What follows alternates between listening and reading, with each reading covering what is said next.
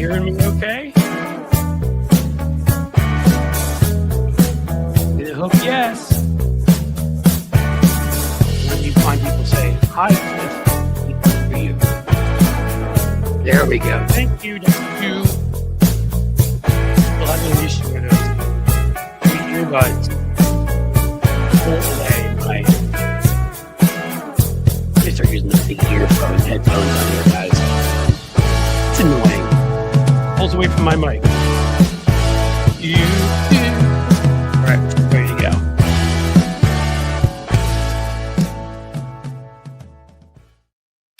Hey, how we're doing?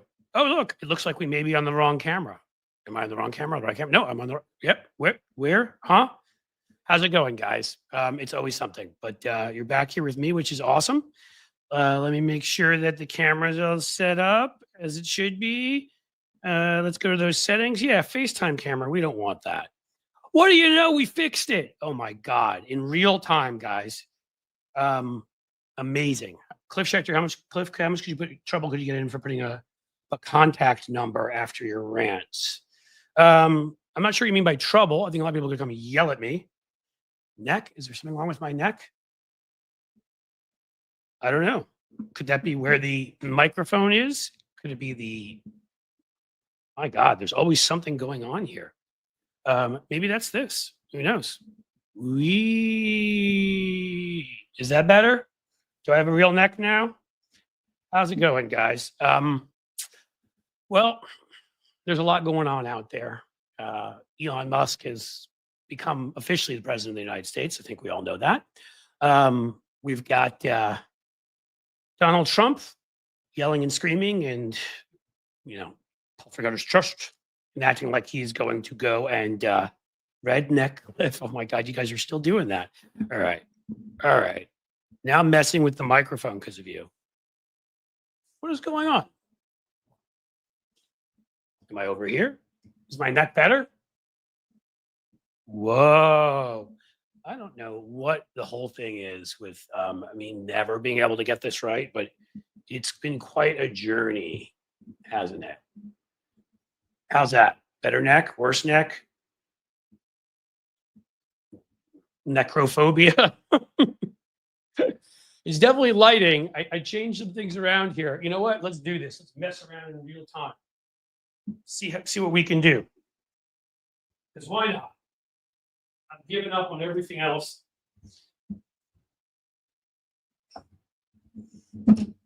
Has that changed anything? Still looking red? Great. I know you guys love me. I love you too. So I look normal now. So my neck was red before. Do you think that was the microphone? Unfrickin' believable. Hey, look, if you want comedy, quite clearly, I will always provide it for you. So that light probably was higher before and therefore not shining down on me here. Watch this. I'm going to be very crafty. Hold on.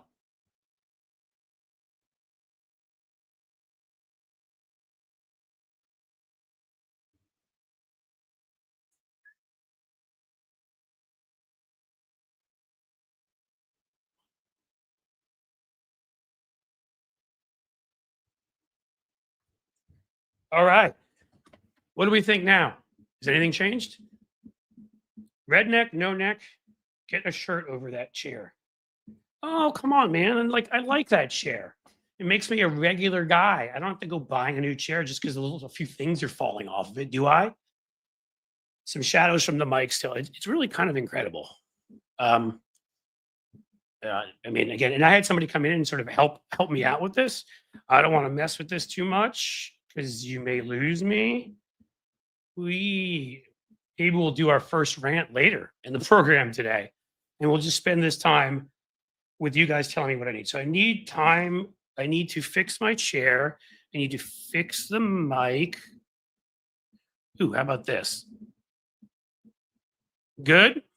What do you think? Are you finding black bits in other places? I actually am. But I've seen that as sort of a challenge. Like I want to, I want to do this in a way where I don't have to just go get a new chair every time, right?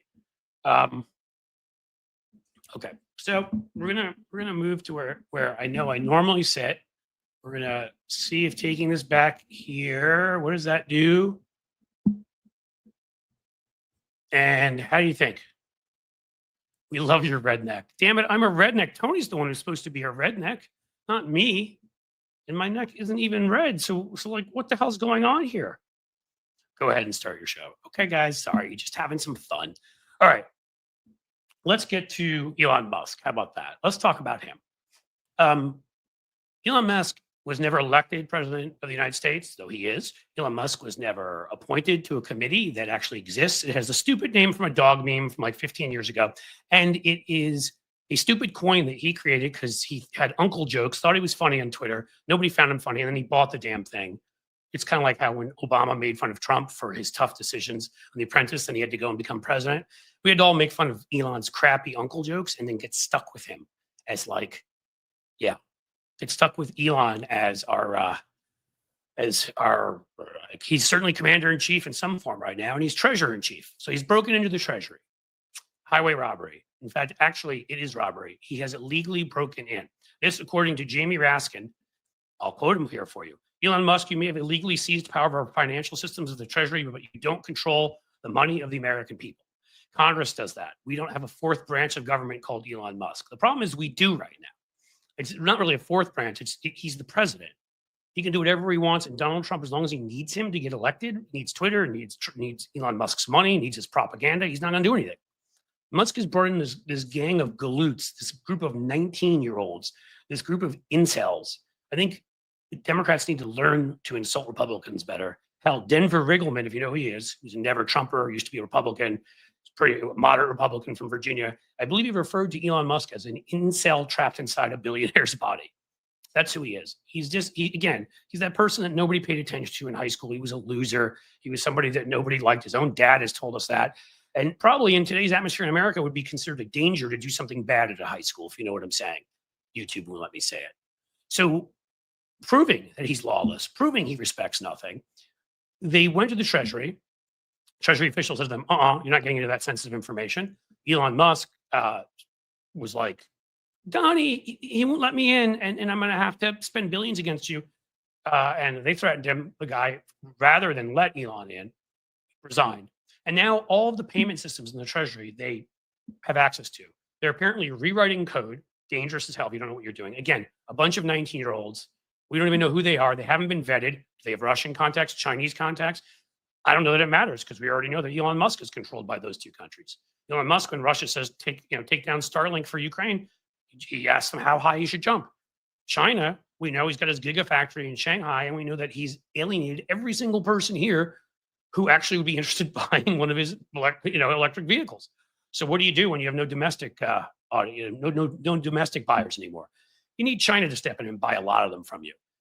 He is like worse than a monopoly. He has so many conflicts of interest. He's corrupt. He's evil. He's endorsed a Nazi party in Germany. He's saluted like a Nazi, and he has control of any payments the government's ever made to you and your information. Have you ever done anything for the government? You ever been a consultant? You ever worked with the government? Had a direct deposit? I did some stuff, ironically, in democracy promotion about 20 years ago. Went to Romania, some other countries. They should have sent me for democracy promotion, like right here to Ohio and to Alabama and to Oklahoma and to Missouri and to, God knows how many places, because apparently Romania, who canceled their election after they saw the Russians interfered, are doing a much better job of it than we are. My point is the State Department paid me some money. And because of that, he has access to my information, just like any of you who've been connected there. It's illegal. Again, was not elected. You need a Senate to confirm any agency. It never created this stupid Doge, stupid coin agency joke that he's running right now. He is a private citizen who has walked in and taken control without constitutional authority. He and his little incel friends. And they can be looking through all of your private payments, getting to your banking statements. HIPAA, it's a law. They're not allowed to look at your private medical information. Well, he is in Medicare and Medicaid, so he's looking at your private medical information. So I don't know how many laws he's broken at this point, but it's a lot. Democrats, listen to me. This is your best messaging opportunity ever because pure evil is going on right now. We are experiencing a coup, and I'm not exaggerating. This is a coup. They can get information on people to threaten them. They can steal things from people. They can God knows what they can find out. Your medical information as a blackmail. Um, Democratic attorneys general, if you haven't yet, all of you file suit. These payments go across state lines. Take this to a federal court. Instead of hearing from Chuck Schumer saying, oh, well, Congress is going to take up legislation. Yes, take up legislation. Legislation is a way that you can get cameras in front of you and make an argument. We need spectacle, though. We need you standing outside of the Treasury and screaming for Elon to get out, members of Congress. All right. We need what we saw from Jamie Raskin, Brian Schatz already is showing what, in Congress going after Republicans, where he's has put a hold on State Department officials moving forward. Like these are the kinds of moves we need. We need Democrats to play like Republicans, but for good, not for bad. Please, you've got to do this. Or I mean, again, the amount of damage he can do in just weeks, days to our system. People's payments can disappear. People's personal information can be sold on the dark web. Again, I don't know how many of these kinds of things I need to go through for you to understand what it is that we've got going on here. But this is a coup. None of these people were vetted. We don't know. They could be filling their own accounts with our money. Sue him. The IGs who refuse to leave, they try to get rid of the IGs in every department. Treasury has one. Step up. Have a press conference. We have a divided government, and we have all of these various parts of our government to work this way for a reason. So power is diffuse. We need more agencies speaking out, more folks in government speaking out, more people resigning, but doing it with a press conference, not quietly. This is a 5-alarm fire. There will be many of them during this ridiculous, childish, clownish administration run by two of the biggest buffoons in the world. It doesn't change the fact that they are there. And they are doing this. And we somehow, people we knew, stupidly elected them. So stop them now, Democrats, before it's too late, because guess who else's information they're getting their hands on? Yours, if you're a Democratic elected official. Maybe that will get you to move. That's all I've got to say about that, as Forrest Gump would say. You said to me, who said that? Law enforcement? Yeah, well, I would think local DC law enforcement, he broke into a building, right? I don't know what kind of autonomy they have, but they should have enough to do something, right? I don't know. I'm gonna.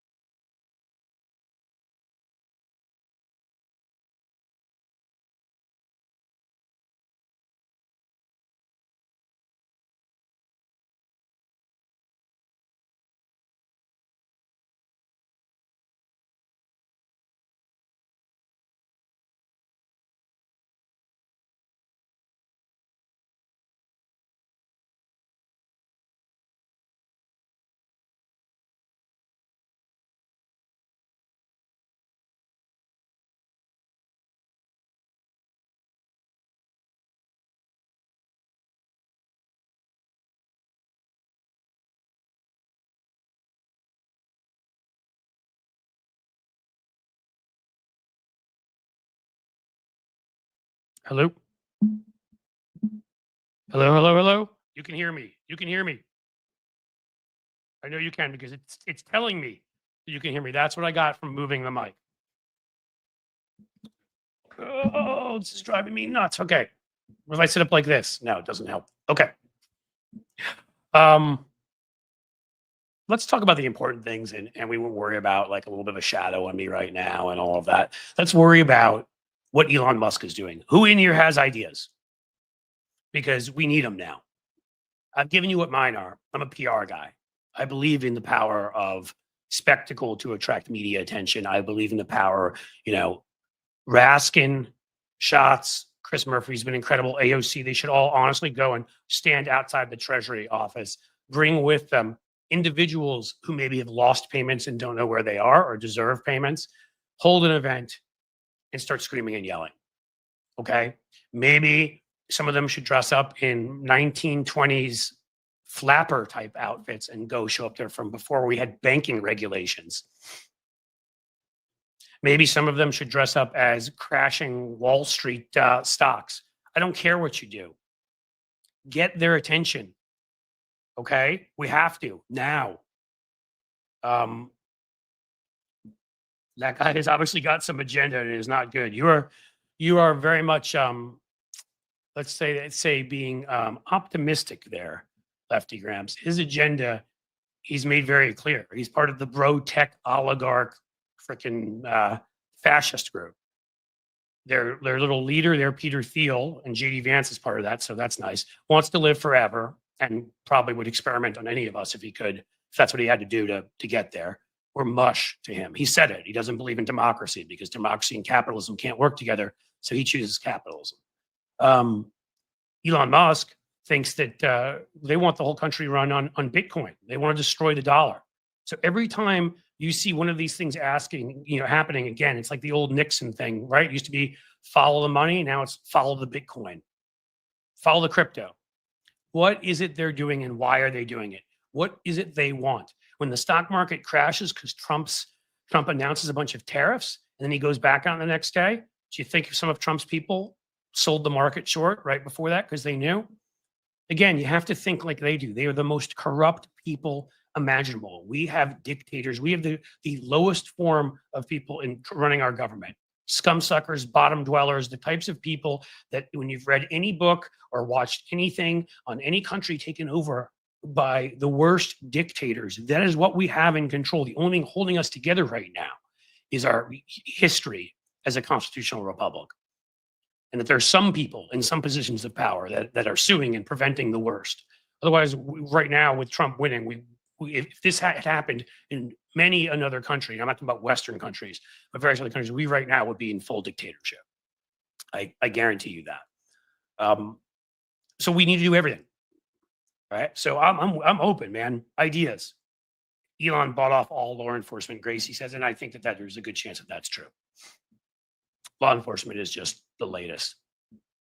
But I do think states' attorneys general, because again, across state lines, they should file a joint suit. Remember when all these right-wing attorneys general did that on things like, crazy stuff like abortion rights and marriage equality? Get out there and do it. Go after them right now. Emergency injunction in court, whatever. I'm not a lawyer. If it's emergency injunction, to kick his ass out of the building.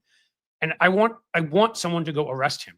I want the police in DC to go file charges. If it turns out that he gets released later, fine. Turns out that we can't hold him there because they don't have the purview to do it. Show up now with your badges and your guns and go in and arrest him and this group of little incels he surrounded himself with because they remind him of himself.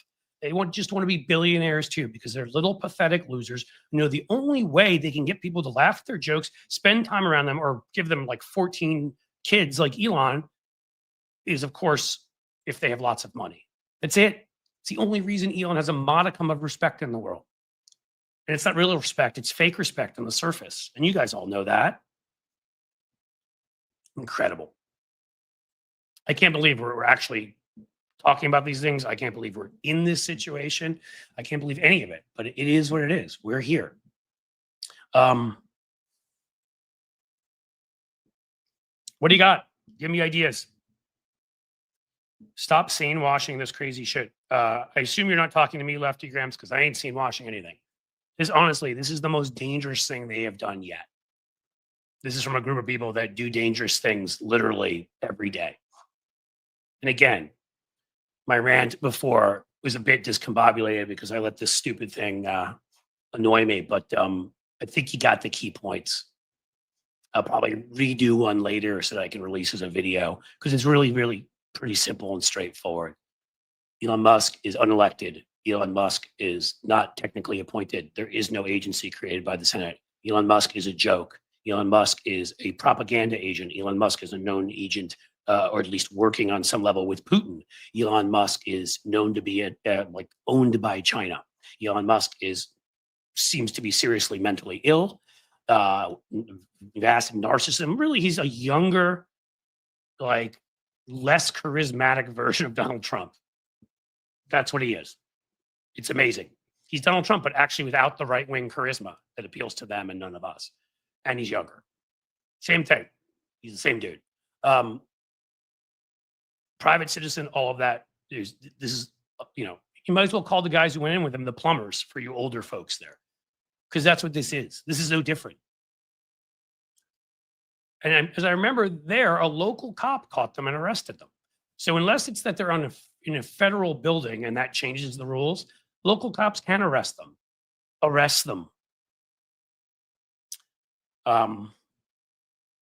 What do we got?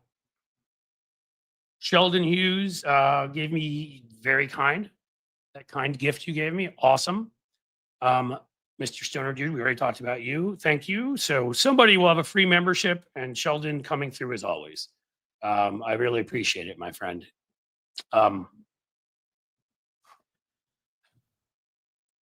really actually somewhat overwrought just by this topic. I mean, there's plenty of other stuff going on out there, and when we get we've got two great guests. I should have mentioned that at the beginning too. I sort of got, guys, I'm always sort of like going back and forth between like picture okay, now we'd fix the lights, I thought, is the mic working? It's crazy, the multiple things here. And I do think, I keep saying I'm gonna get a new computer and keep not wanting to get a new computer, and probably should get a new computer, because I think that is the problem with the connectivity here. And then I think that stops being an issue, and then you can adjust all the rest. And this thing looks stupid in the camera image, but it is what it is.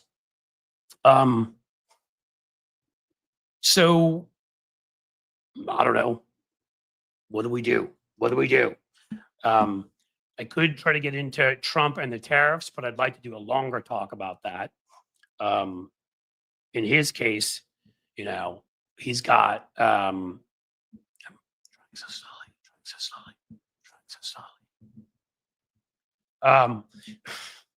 In his case, and again, I don't want to go too much, but bravado, this faux masculine, faux bravado, masculine toxicity, the toxic masculinity, I said it backwards, coming from the right. Like, we've discussed this before, and Trump thinks standing up, puffing out your chest, saying you're going to do something, and then caving at the last minute is that. We're going to get into more details on that too, because that is literally insane. We've got Democrats voting for Republican nominees. Why? Why would you do that?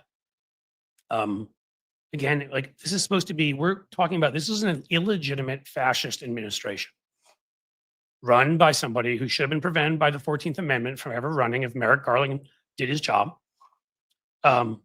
Somebody who had been twice impeached, and 7 Republicans voted to convict one time, and convicted of numerous crimes and rape. And I don't even need to go through all the rest. He is an illegitimate president. Elon Musk isn't anything, although he is president. And I do encourage you to use that more and say that Elon Musk is president, because one of the ways we may get rid of Elon Musk and his danger is Donald Trump will get tired of it. So if you have a Substack, write about him, put him on the cover of your blog, put him on the cover, just President Elon Musk everywhere. Seriously. That may be our best way, our best weapon, because Donnie will lose it. Create a fake Time magazine cover, put it out there with Elon Musk on the cover. I promise you Trump will believe it until his people tell him it's fake, and then he still might believe it. And then maybe eventually he'll stop believing it, but he'll still be enraged for a couple hours, because that's how he operates. But senators I like, Mark Kelly from Arizona. Remember Mark Kelly, the good one from Arizona? Not like Kirsten Sinema. He's been voting for these people. What is he doing? Why? I mean, I get it. He didn't vote for Hegseth, didn't vote for, the worst, but he's voting for some of them. None of them deserve our votes. I see that Blue Gal is here a little bit early, and Drift Glass can't be far behind, probably.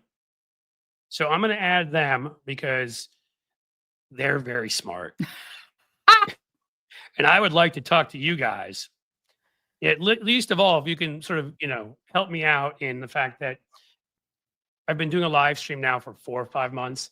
Mm-hmm. Either my microphone cuts out on me, or I had somebody fix the lights because they were too bright. Mm-hmm. Now, one of the lights over here, which it wasn't doing last week, so I must have moved something, is like putting a shadow on my neck that apparently makes it look red. Like, I just can't seem to get it right. Welcome to podcasting.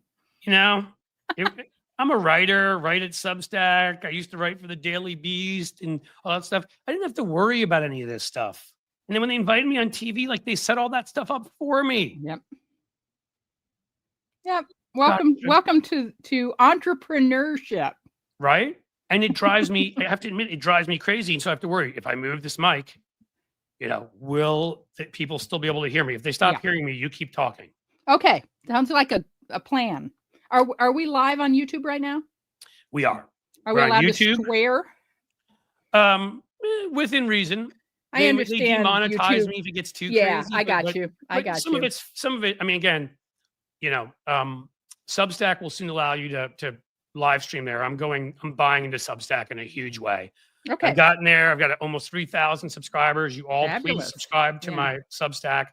And I've got a big newsletter I've been doing through a CRM. It's a long, long story that I'll probably transfer over there. So there should be a robust growth, you could call it, there.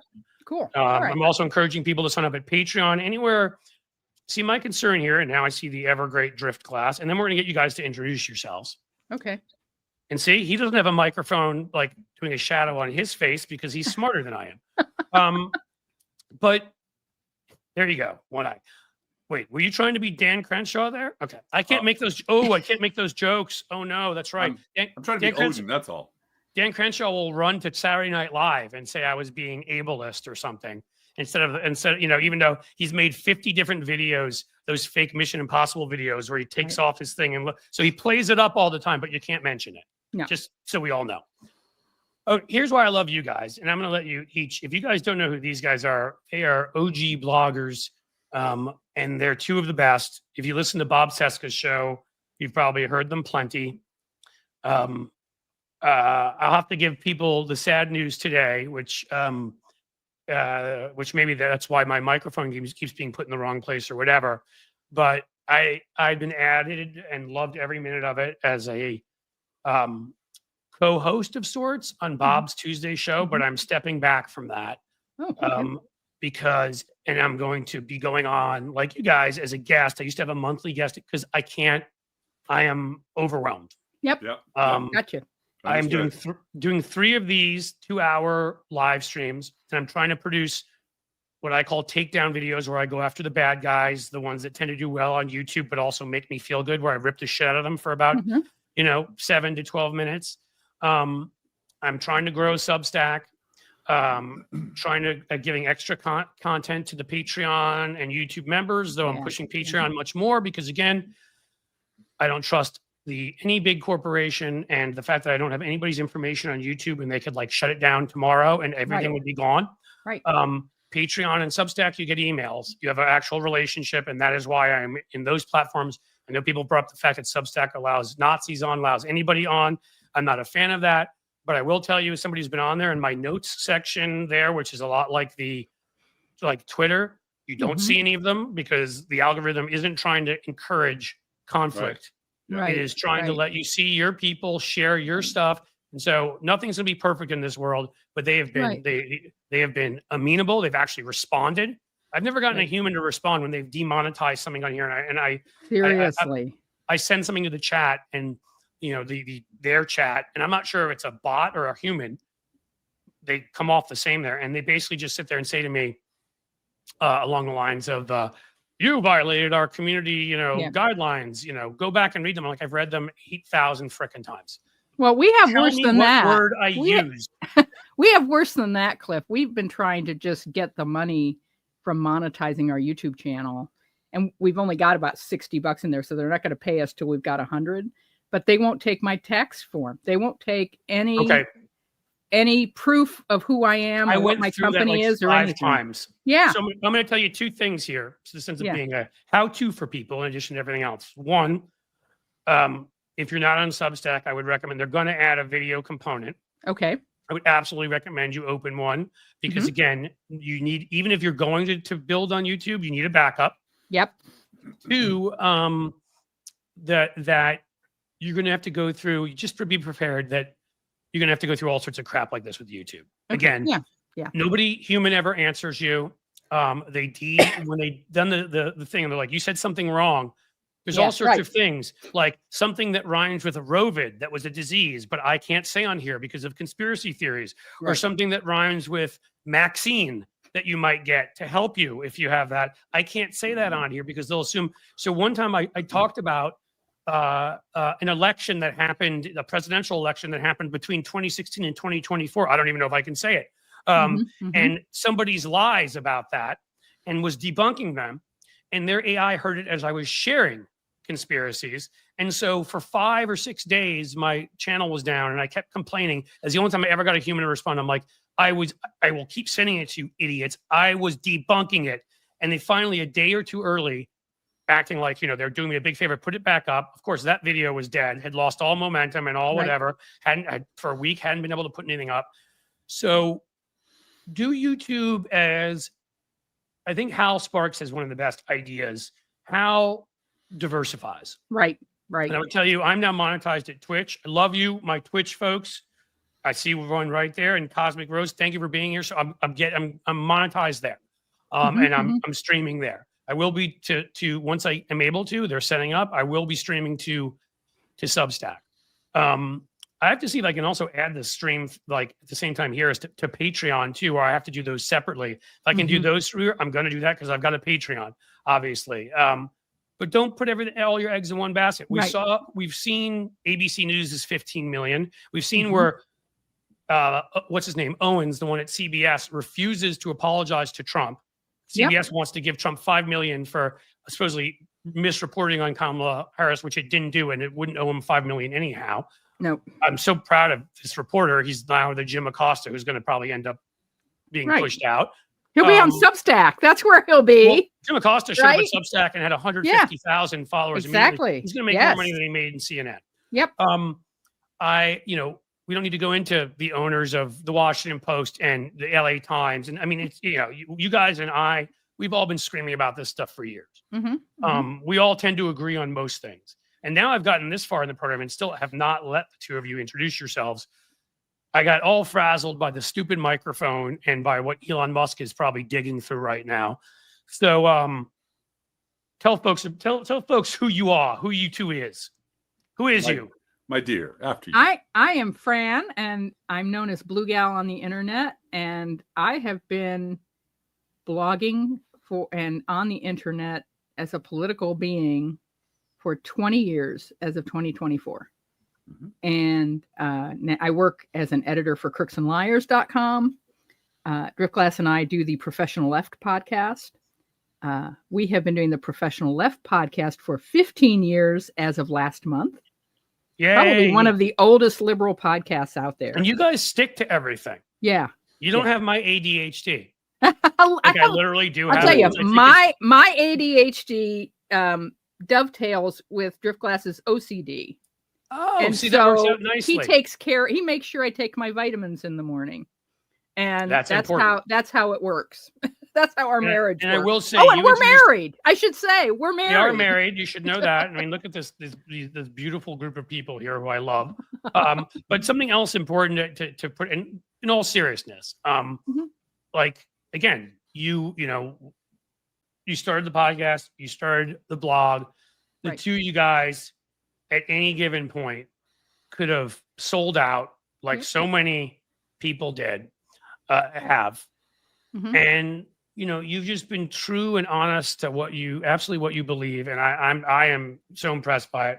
I would argue, if I'm arguing for me, I was always also a consultant, right? Right. And I was always the guy in the room telling Democrats, to hit back harder and to stay on offense and to create spectacle because mainstream media is already lined up against you. The only way you're going to get corporate media attention is if they think they'll get clicks. So you've got to create everything I was just saying. I think before you came on that we should right now, the people that have been speaking out and done, I think, a very good job in the Senate, that would be Brian Schatz, that would be Chris Murphy, Tammy Duckworth. They should all be right now outside the Treasury building. Seriously, sitting outside of there demanding the police come in and arrest. I don't know what the purview is there. If the police in a federal building have the ability to do that, I don't care. Do it anyhow, and then he'll be released later. Pull him and his little incel punks, 19-year-old unvetted losers high school graduates. like him. High school graduates. High school Yes. graduates who are going to grow up to be him. They're little losers that nobody likes, that nobody can stand, that are right-wing little creeps because they get rejected at every dance they go to, and they hate the world because of it. And you know, they're going to be arrest them. Yeah. All right. And I was saying, obviously, Democrats, attorney general, a general, you know, like right away, file suit immediately, injunction if you can get it, get them out of the building. Well, there The is a IG lawsuit today. There is a lawsuit today that has been filed. Well, I hope it's The one like that. AFL-CIO has filed. Okay. And I'm not a the lawyer, unions, yeah, but the we unions need have whatever it is that can make them immediately stop. cease. I don't Right. want one of these things bouncing around. And the only word I know of in the legal parlance is injunction. I may be using it incorrectly. I was pre-law, everyone. Did not follow up with the law school. And yet cease and desist. Right. Yeah. Now I need Driftglass to explain the who and the how and the what of him, though that's pretty close to you. Well, throw in an Animal House joke. I thought you were pre-med. Hey, man, what's the difference? You know what? What's hilarious is I thought of that when I said that. Because when he's up arguing in that court, I've used that scene for videos before. What's the difference? So that's the other reason. The people I get along with always have the same wavelength I have. A little pre-law, you know. In any case, go ahead. I've been active politically as long as I can remember. I've been a blogger. I'm coming up this April. Will be my 20th year at the Cold Face. Holy moly! 20 years me, 20 years my wife. Yep. I was I spun off from the now dearly departed Steve Gilliard's news blog. Oh my God! I remember Steve. Steve was OG too. No, Yeah, really totally. Big time. And it was a stun that, wait a minute, Steve Gilliard's black and Digby's a chick? What the hell? That just showed that even 20 years ago, the biases of our society. Oh God, that we thought, you know, had to be. Yeah. But I was at the time working for the city of Chicago in a high administrative capacity, an assistant commissioner capacity. So I did not have a lot of freedom of blogging at work, but I paid attention to things. And like my wife, even though I was very political and would have had a blog probably in 1994 if they'd been around, but it was the 2004 election that really kind of motivated me to stop commenting on blogs and start my own, because it was like, oh, the country is that stupid. Oh my God, they really are that stupid. Not all of us, mind you, because there are, as I tell all of my friends who bitch about Americans are idiots, Democrats, my God, you know, voters are dumbass. No, 75 million of us understood the assignment. Right. We're not the problem. The problem is the dumbasses on the other side and the bigots and the imbeciles and the mushy centrists who can't fucking make up their mind about anything. Well, and we allow also again, and so I have to say, my obsessive hobby horses here I talk about constantly is our absolute ridiculous, and we allowed this to happen from the courts, people the left interpretation of the First Amendment. Yeah. Saying that allowing hate speech and disinformation to be equal to information. Yeah. I keep bringing it up how I went back and saw two friends I hadn't seen in 20 years.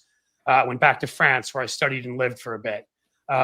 Over the Christmas break for my kids, we all went. I got to see these, one Italian, one French friend. It was very reinvigorating because they're awesome and it was fun. And I sat there with them the last night that we were in Nice, heading before we all headed back up to Paris, me and my wife and kids.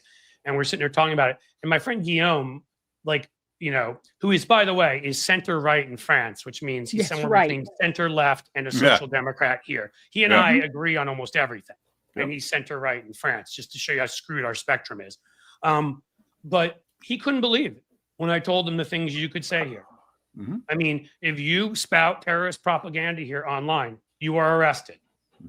Okay, a designated terrorist group. And I understand how some of these things can be abused. I'm not saying I don't, but the whole problem is, you see, is if you allow them to be abused, if you have a system where anybody can get away with saying anything, then the types of people get into power who will abuse them. If you make sure that everybody is actually getting the truth, we still have enough intelligent people in this country that we will win every time.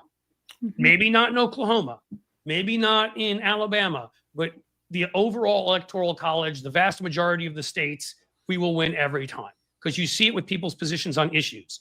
Right. And so that's my problem, is that, in Germany, who seems to have some experience with this that you might want to learn from, you show a Nazi symbol like that ADF party that Elon Musk endorsed is right on the borderline of being disbanded and arrested. Mhm. They've gone up to the edge of what they can say and do.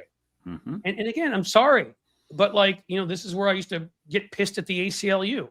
I don't need you defending a bunch of Nazis and whatever. If you think that's their First Amendment right, you can go ahead and believe that. I actually don't, and I don't think it should be. But you know what? If that's their First Amendment right, fine. But is that where you really are choosing to put your resources, with all the things out there, with all the discrimination, with all the people who are fired because they're black or a woman or gay? That's where you're choosing, and that's my problem. But I really do. I think I've looked at how they handle this stuff. They're susceptible to Russian disinformation, to oligarch disinformation, some of the same stuff as us. But and when I say they, United Kingdom, Canada, France, they handle it so much better than we do. I'll say quickly, and I repeat this again and again. When our new ambassador to the UN engaged in the kind of hate speech with the Great Replacement theory, Elise Stefanik, that led a man to drive up to a Buffalo market and shoot innocent black shoppers for the crime of being black. There were 2 people arrested. The guy that did the shooting and a 19-year-old in the United Kingdom who encouraged him to go do it and said, you should go shoot black people. And that is illegal there. So he was sentenced to an 8 or 9 year sentence in prison. Every person online here who encouraged him to do it, free speech. You can encourage somebody to go, as long as it's not specific, as long as you don't say, go to that supermarket and do it. You can say it. I can say in general, you should go do this and you're fine. That is a ridiculous system. It is, in my opinion, you guys can argue with me, feel free to, but the extremes we've allowed in numerous areas, some of which we couldn't help because the Supreme Court, obviously with Citizens United and whatever, but we on the left are very responsible for pushing some of this free speech, as far as I consider extremism too. And it's not, it shouldn't be free speech in a civilized society. That's the way I see it. And a lot of what happened, a lot of the German restrictions, as I understand it, along with having labor unions well represented at every bargaining table, was because we wiped the Nazis out and we rewrote their constitution. We did. We're the ones who said, no, you're not going to have Nazis flying around here anymore. That's it. That's over. And by the way, labor unions are now not just back, but they're going to be part of every corporate decision you make. Because we won and we got to do things like that. And I thought, wow, what a cool idea to apply to this country. Wouldn't that be amazing? Wouldn't it? I do remember, if you don't mind me taking a little trip down memory lane, something from like 1990 or 91 in the New York Times, when they first heard about this Newt Gingrich guy who was coaching Republicans to slander, attack. I refer to him as Trump 1.0, just so you know. To me, he was the beginning. Whenever you're in front of a microphone, it was him and Limbaugh, like 2 halves of the same evil brain. Whenever you're in front of a microphone, demonize, attack, slander. Never miss an opportunity to lie about Democrats.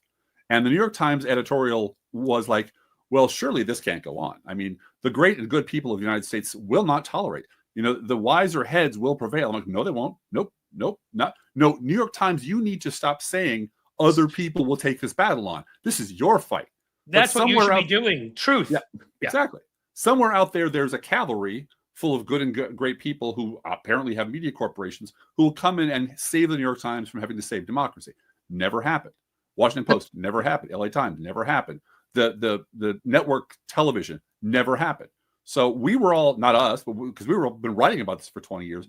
We kept waiting for them to figure out. We remember the aluminum tubes and we were seeing all this shit back then. So, I mean, we're, go ahead. They're coming for you. We kept telling them, you keep telling the middle of America that it's always both sides. So they never rise up and say, no, it's just one guy. It's that side, those scumbags. Right. And you never take the threat from the right seriously. They're going to come for you eventually. You get that, right? I mean, you've read Golem or The Sorcerer's Apprentice or Frankenstein. Maybe they haven't, and they don't seem to realize it, because it's amazing to me. Called enemies of the people. Some of them, I mean, what's her name? Who's awful? Katie, whatever her name is. I can't think of her name on is she still on MSNBC? I don't watch. Her? Yes, that one. Yeah. Who literally had to be escorted out of a Trump rally because people were going to kill her, and then after that, kissed Trump's ass in every way she could find, because apparently that wasn't enough to convince her that we had a fascist movement rising in this country. No. Like again, it should have been. That's the whole thing, is that if you say you're going to cover things objectively, which actually I believe in, Yeah. What objectively actually believes it means, and I'll flip this on its head from what it really is to make the point. If 98.6% of the time Democrats are the ones lying and 1.4% of the time it's Republicans, then 98.6% of the time you should be reporting that Democrats are lying and 1.4% of the Republicans. That's objectivity, because that's reality, objective reality. Objectivity isn't pretending, isn't seeing, you know, oh, I don't know, pick a sport you like. Well, how about it isn't saying, well, the Kansas City Chiefs, who, by the way, I hate, I'm sorry, but if you like them, but Kansas City Chiefs, well, okay, so the Kansas City Chiefs got more points in that game, but the Buffalo Bills scored more yards, so we're not sure who won. Yeah. That's what they're doing. Like, I've tried to do that before to show people, to apply the stupidity to every other area of our lives. You know, what they do in politics, because it's the only area where they purposely forget what they know and try to make us dumber. Yep. Every other area. I was going to say, it's not, they're not forgetting. It's, I will now write for you a David Brooks column as you sit here. It takes 3 seconds. Number one, a bunch of thugs motivated by Donald Trump, inspired by Donald Trump, stormed the Capitol. That's a bad thing. But, you know, there are speech codes on campus, and liberals are bad too. Boom, David Brooks column, done. Both sides do it. Multiply that by 20 freaking years of every week that's in the New York Times. Every week that's on Meet the Press. Every week. And you know what happens after that length of time? All of the conservative people I've ever dealt with in my life as an adult, if you push them against the wall, the last lie they'll tell you when you've debunked everything else they believe, why do you keep believing liars? I've debunked 4 lies in a row. Why do you keep believing these lying assholes who lie to you? The response is always the same. Well, you know, both sides do it. You know, it's both sides. Well, and see, and the right hacks that very thing with both corporate media and their right-wing media. Because again, what this allows, the refusal of our media to do its fucking job, what it allows is it allows them to they say to themselves, okay, we don't have to convince people that Donald Trump isn't the diaper-filled Jabberwocky that he is, because we can't do that. But all we have to do is convince them that he's not as bad as Kamala Harris. And so let's play into the racial and gender stereotypes, but not just that. You know, your son's going to go to school one day, a boy, and come home a girl, and they're eating the pets in Springfield. And, you know, like, after people say stuff like that, the fact that you could even report on anything they say seriously and not refer to that, back to that every time you report on them. Donald Trump, who says he's going to provide a healthcare plan, let's remind you, he's also the one that said that people in Springfield were eating pets. I mean, you need to give people that context. This is what they don't get every time, because it goes down the memory hole otherwise. And so in the end, they play that game. And I can't tell you how many of these sort of, and they're seeing it now because they forgot too, these business Republicans, you know, who I run into here and whatever, like, well, I don't like Trump, but lesser of two evils.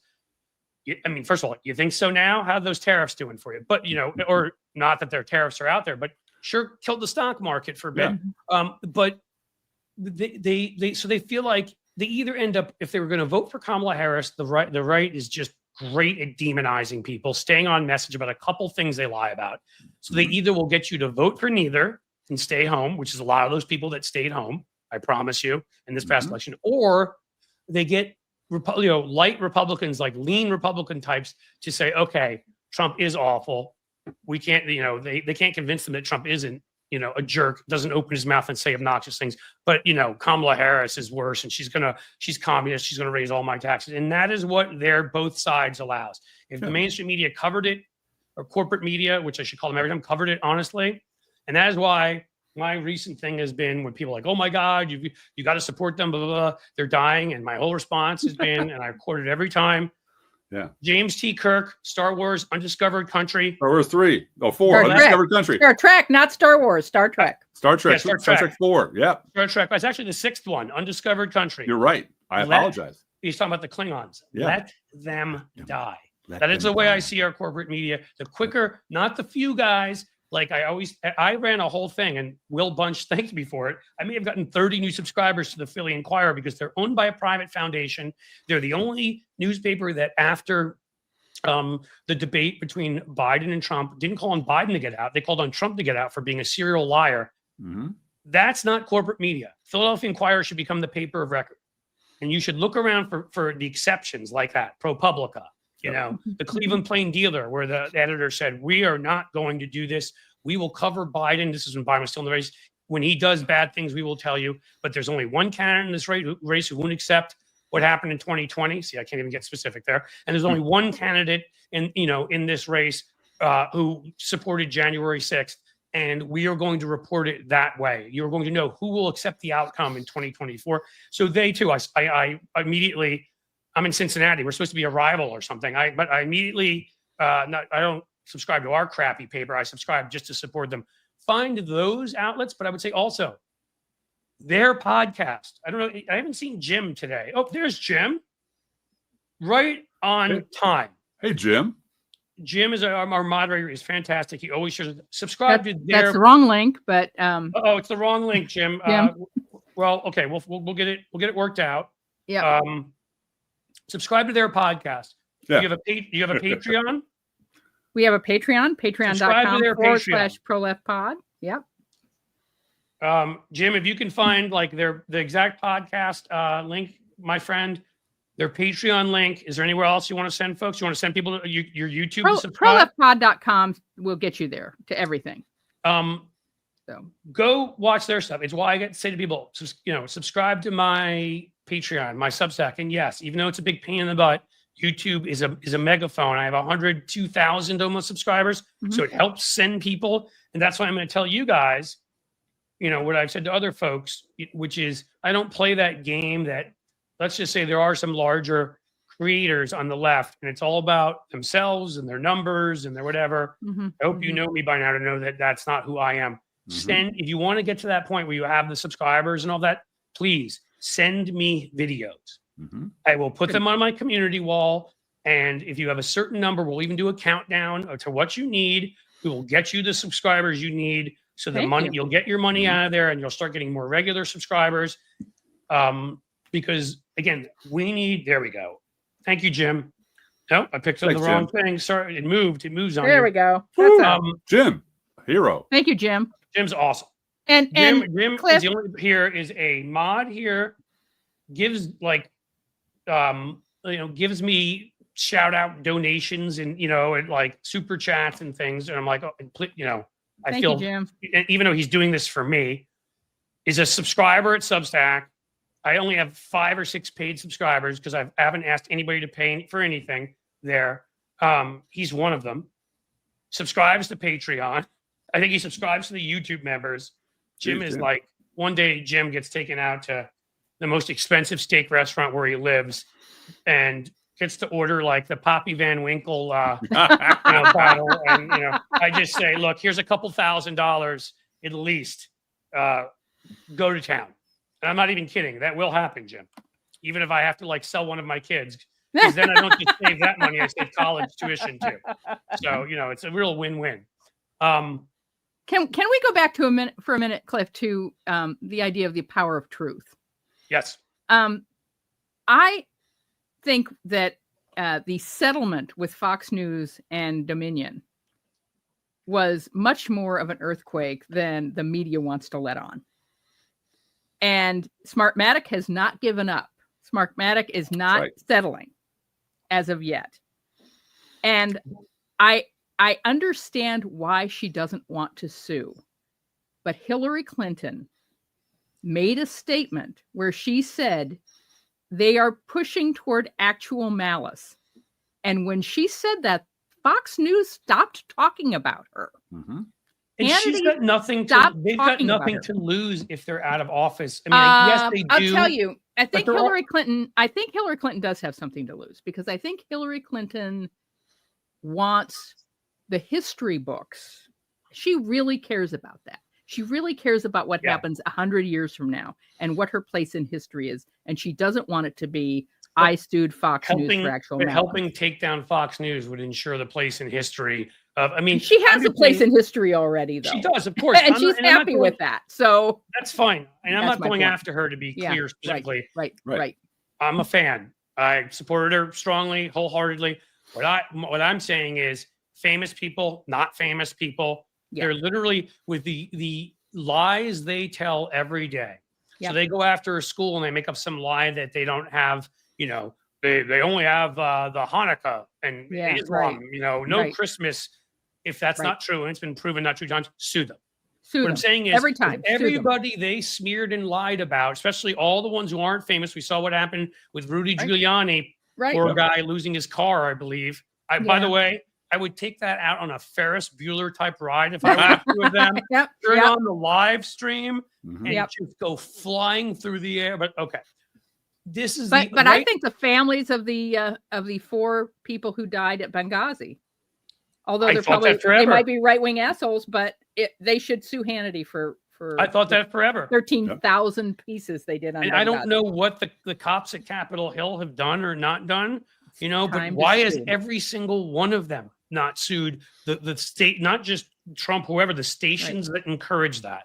I just Yep. wish this is one of the ways. There are other ways, but this is one of the ways forward. Yep. All right. Yep. It is Yep. by understanding that you need, you know, I hate to quote, well, we talked about Trump, a rapist, another rapist, but it's very difficult for me. But this is a line that I always think is important to say, which is, you know, Mike Tyson said, everybody has a plan until somebody punches them in the mouth. Right. When Right. somebody had said they had a plan to fight him. Now, let me quickly say Mike Tyson's an awful, terrible individual, blah, blah, blah. I just like that line. Like, the right may have a plan, but if you start punching them in the mouth rhetorically, if you start holding these kinds of constant press conferences, if you start, you know, Shareholder value. if you You have have them to on the defense- affect shareholder value. yes, go after that, because it used to be that companies were responsible for their communities. They're their not. They workers. don't give a shit anymore. No. Pardon my language. They don't But you care. need to do all of these things. Yep. Legal Yep. strategy is one of them. Constant lawsuits, but also constantly putting them on the defensive, constantly smacking them around. I mean, people can say what they want about Kamala Harris. She mocked Trump, her campaign. She went after him. I think they did most things right. We have to look at the fact that there probably was some racism and sexism involved. Absolutely. There was Elon Musk cheating with literally, as we know, turning the Twitter algorithm to be 1,000,000,000% in favor. She was up against, it showed all Trump stuff. She was up against mainstream media. She was a black woman, all these things. And she came the closest out of any incumbent party in the West. She only lost by 1.4%. Right. So she was doing it right. I'm not going to change that. I hate people who change their analyses based on whether you win by 0.01% or lose. Seriously. Yeah. She was doing it right. And that's how every Democrat should do it. Be in their faces constantly. Mock them in any press release you put out. Mock the things about them that you know make them insecure. Be aggressive. Get in their faces. Create spectacle. Create viral moments. Use Twitter. Use TikTok. Use everything. Like, these are all the things that we all, not Twitter necessarily, because it sucks and Elon won't show it.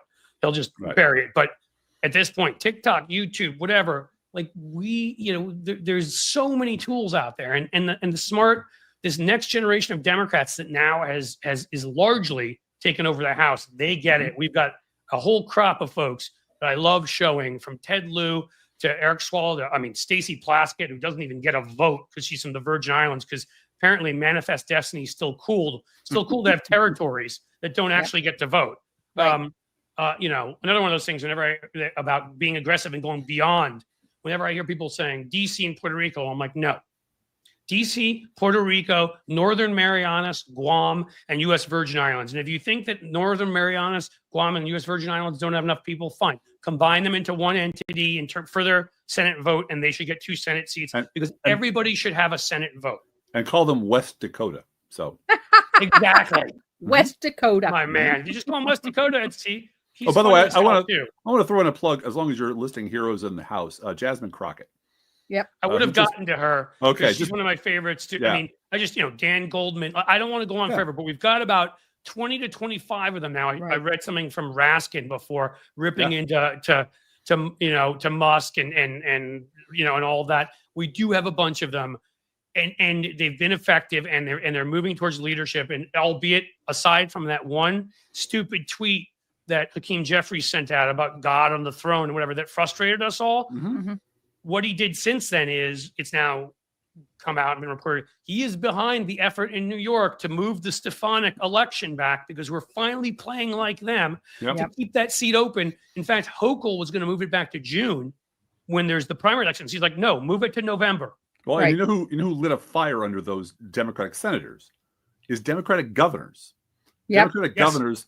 Our governor, our billionaire governor, and his pals calling the Senate saying, "Get off your asses. We're taking a lot of shit for stuff we didn't have anything to do with. You got to go on the offensive." So you guys are in Chicago, right? We're in Springfield, which is Okay. Yeah. Right. State My bad. capital. But Pritzker has been one of the best. Yeah. And Yep. again, Absolutely. it's why I point out and go after the billionaire class all the damn time. And they are the evil. Monopolies are the evil. But I always make sure to point out, just like I do with corporate media, Right. like when Catherine Rampel the other day said to Scott Jennings, "Oh, you think that wasn't a Nazi salute? Then do it.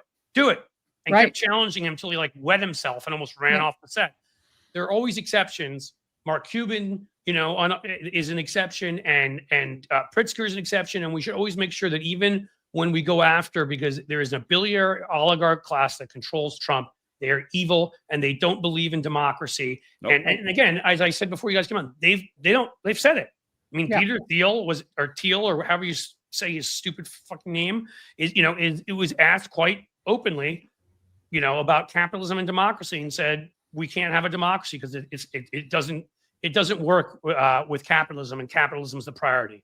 I wanted to be like, hey, have you ever heard of the social democratic Western European countries? They're doing it pretty well. Yeah. So maybe just because you're a weirdo, self-hating freak who wants to live forever, like you're some James Bond villain cartoon, don't drag the rest of us into your democracy and capitalism don't work. Between the 30s and 80s, as I like to point out, while still we hadn't gotten there socially. So let's be honest about it. This was white men when it came to and straight white men and straight white Christian men. But we had an economic order in this country where we had anywhere between a 70-something and 91% top tax rate, where we built infrastructure, we had great projects, where where corporate CEOs didn't make more than about 10 or 12 times what their workers made, Right. That kind of thing. And Reagan, And we did that through the tax structure. correct. That was able to be done. That's how we did it. Tax We structure, forced- but I also would add the regulatory structure. And the regulatory. We deregulated. We Reagan forced came in companies and made to regulation invest a in their dirty word. own products. Yeah. Well, Yeah. did something happen in the 80s that I should know about? Was there a change in Yes, the an earlier, quite a little guy who was a little more charismatic and less of a clown, and less of a circus like freak, but also was just as dumb and just as dishonest, and also was famous for being a performer. Right. And convinced a lot of people who otherwise maybe would have known better, because they got rid of the fairness doctrine. Right. Rush Limbaugh came on the radio for the first time in the 80s.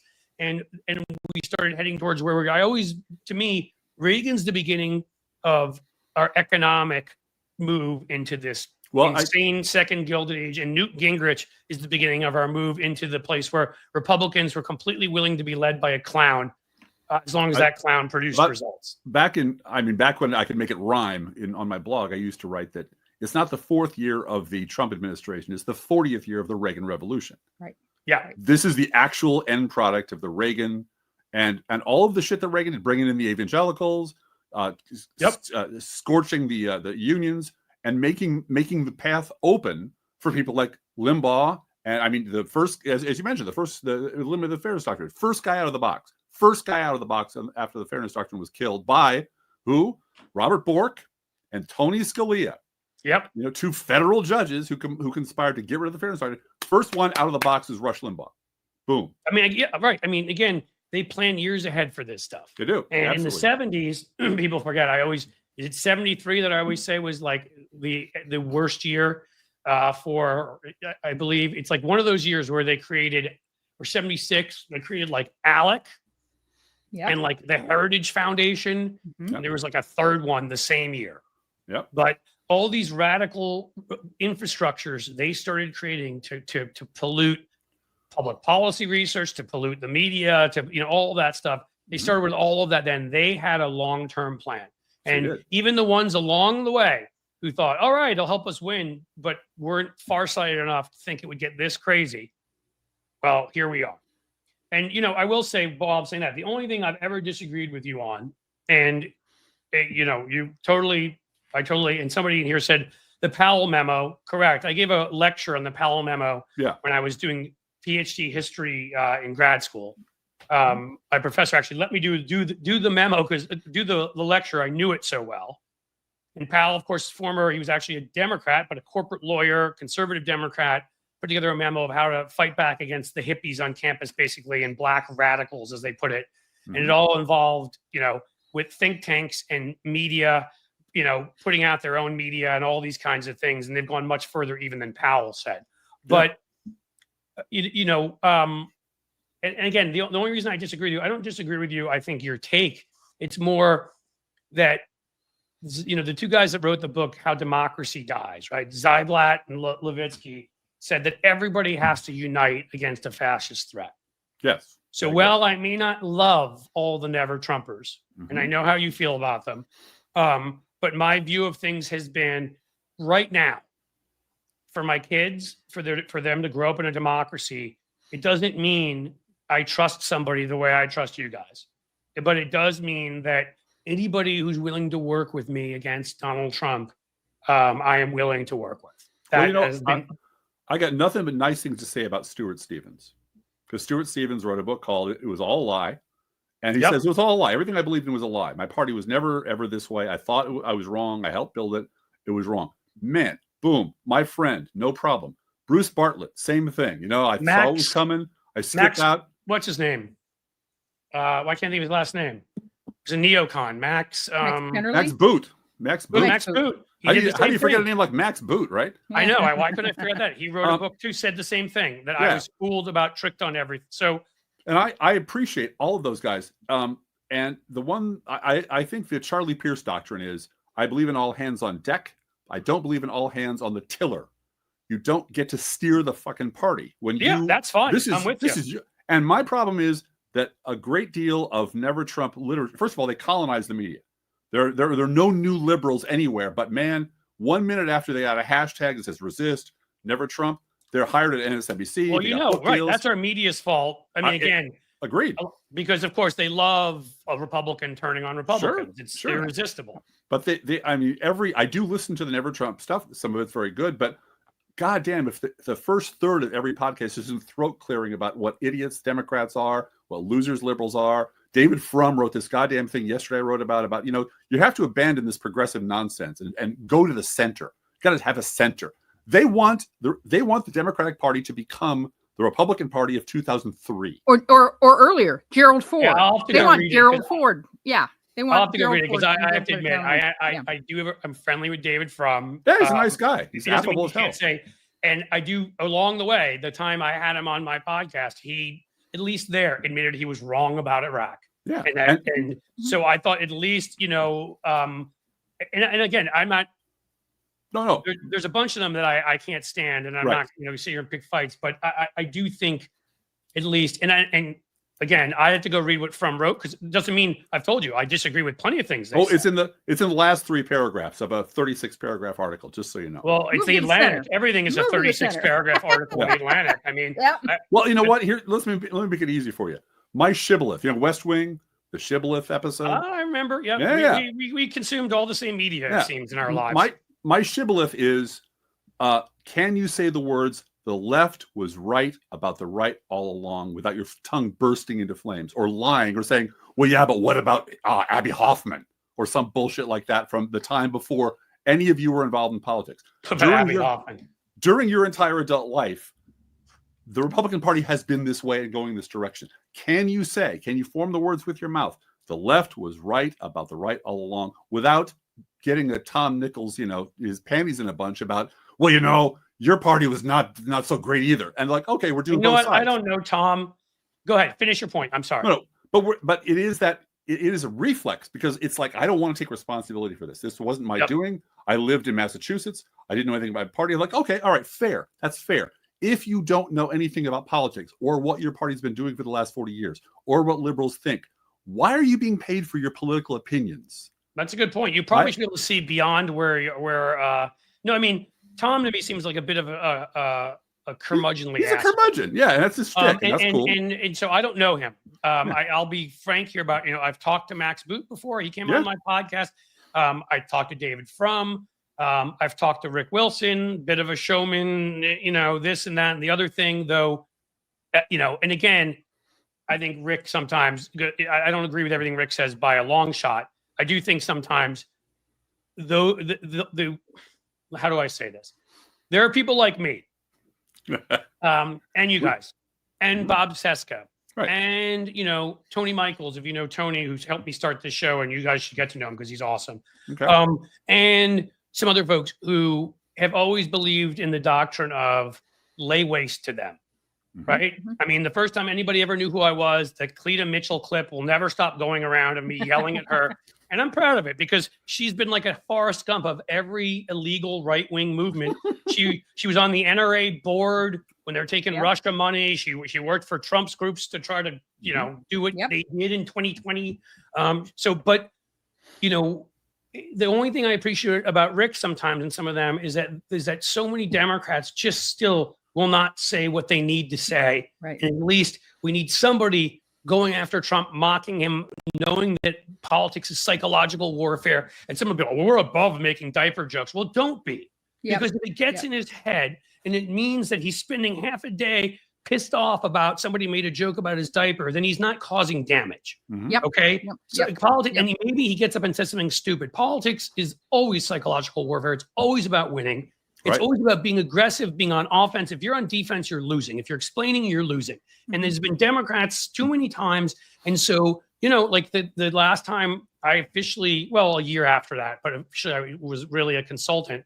I still take on a PR client here and there. But when I sort of considered the pinnacle, and that was the time when I got to write ads for Biden in 2020 during the campaign. Well, they used a few of mine, and I always went, if they were comfortable with like a 7 out of 10, I went to a 47 out of 10, and they would cut a lot of it out and whatever. But I think it wasn't just me. My partner at the time, Greg Pinello, was a great ad writer. Other people, we got them to be more aggressive. I think that Rick can sometimes, and some of those guys can be useful in the way that we have such an ingrained culture of as I say to people, every time a microphone is in front of your mouth, a camera is in front of you, anything is a moment to message every time. And if you just respond with, well, I'm really ashamed of them, you've wasted it. If you respond with, I can't believe my Republican colleagues would do that, you've wasted it. That's it. If you say, well, of course we would expect this from a party that doesn't even respect the democratic process. Or women. Domestic terrorist friends attacked the Capitol on January 6th, doesn't believe in elections, it bows down and kisses and puts on knee pads for Vladimir Putin. Well, yeah, of course they would do that. And they hate women so much they'll elect a rapist. Right. Well, that's off the top of my head. Yeah. But that's the response because it's a messaging opportunity. They ask you about Republicans, and if you don't get at least 3 hits in there, you're wasting your moment. Agreed. And so I got to wonder. That's what I appreciate about what Rick and some of the others do. And I do think it's helped. But again, it seems like we actually do agree more than I thought we do. We do. My only difficulty is this, that you're really good at messaging. My wife and I are really good at the kind of attack. We're good writers. We're good attack people. You guys are exceptional writers. And here's the thing. There's a cohort of people called OG bloggers who have been taking the Republican Party to task for 20 years. When Trump shows up, none of us got the call from MSNBC. You're right. You know who got the call from MSNBC? People they knew already who were Republicans. You're right. And so suddenly, all the seats that should have been filled with Digby and with Bob Seska and with you and et cetera, are suddenly being filled with Mona Sharon and Jennifer Rubin. And look at that. Joe Scarborough now has 4 hours in the morning. Like, I get it. I've been having fun making videos about him, I'll admit. But I mean, anybody who fell for Joe Scarborough's fake act that he ever, I'm sorry, like, again, I don't think I'm some kind of genius. So I don't know how I see things sometimes, and that other people, I guess they don't want to see it. Well, because absolutely. Bingo. They don't want to see it because they don't care about news. Right.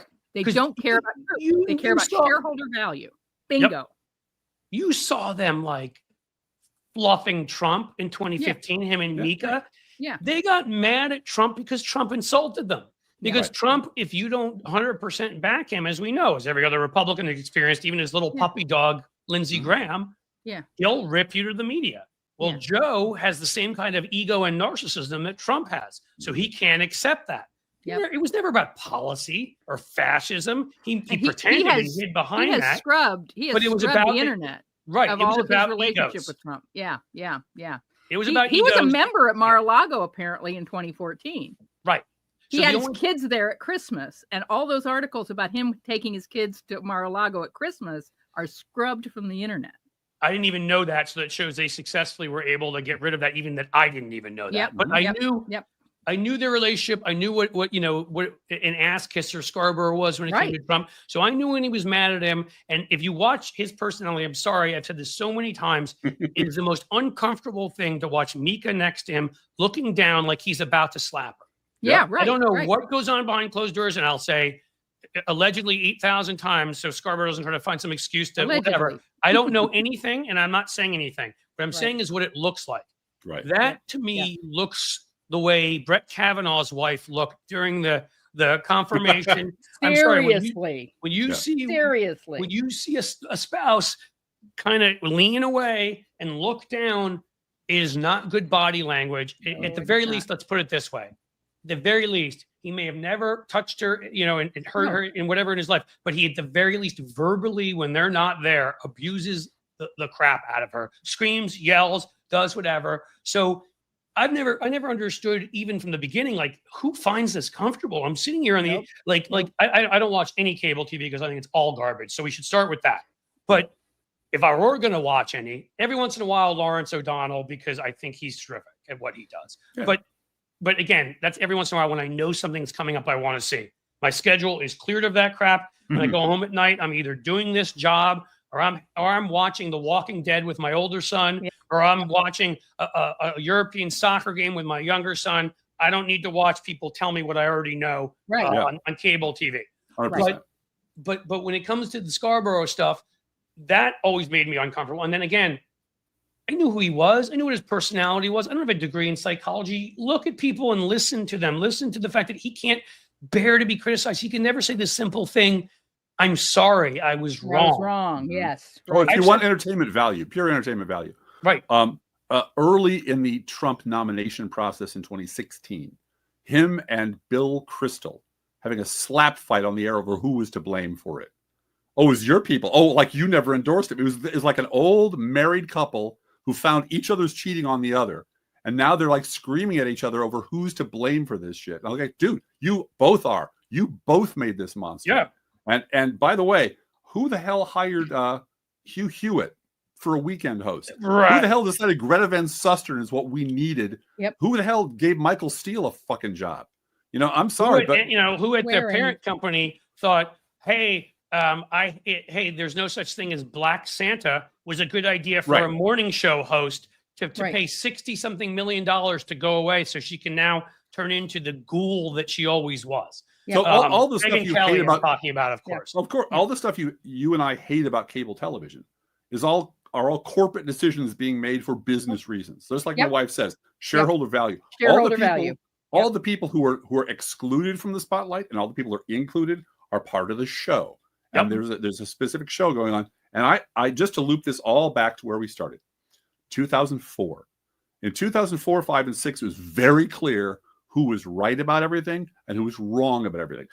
Where were all the job offers, all the lucrative job offers to the liberal bloggers who are right? Can I tell you the most ironic thing? Because you just hit the nail on the head, and I can't. It's just too perfect. Please. When you say 2004, 2005, and 2006, in my life, I've gotten paid here and there by BBC. Some of those, where they were like, "Hey, come on, we'll give you $50 or something." I mean, it's nothing, right? Right. Some of the foreign channels. And I did get screen tested at one point at CNN, along with, it was a hilarious group now when you think about it. Rachel Maddow was one of them. She ended up doing okay for herself. One of the other people they screen tested, I'm not lying to you, it was about 6 or 8 of us. And then the guy who was going to run the show went to Fox, and it never happened. But Roland Martin was being screen tested. He was going to lead the show. So I like Roland. He would have been good. Yeah. But one of the panelists, literally the one who would have been right next to me, was Kellyanne Conway. I swear, I shite you not. No. So that was around that time. And then they decided not to do it. So I never got an offer from them. And here you go. Here's your laugh in 2004. I, in my life, have been hired and paid well by one news organization, video news organization, or TV, to go on and argue and debate politics. And that one is a place called the Sinclair Broadcast. Yeah. And I was living in DC. Their headquarters is Baltimore. I know how nefarious they are. I live in Cincinnati now. They have a station here. I knew how nefarious they were then. But I will say, you know me. I mean, you guys know me. I would not have gone on to be a patsy. Right. I went on because they thought it was good TV, because I go on against another person, somebody quite infamous, Armstrong Williams, is being paid off by the Bush administration. Oh my Strong God. arm Williams. Yeah. Yeah, exactly. Who, the last thing that I remember he did, I think he ran Ben Carson's presidential campaign. Yep, That went yep. well. Wow. I mean, that guy had a hand in every grifty pot you could. Well, of course. me up there versus Armstrong Williams. And I used to take pride in it, because I'm like, I'm going to take him on, and the host is going to be right wing. And I'm sorry, I don't mean to sound arrogant, folks, but I'm like, No, I'm going to fine. beat both their asses. Yeah. And so I used to take it as a challenge, and they didn't stop me. If they'd edited my stuff and made me look dumb, I wouldn't have done it. But they let me go because they thought this gets better ratings. Good TV.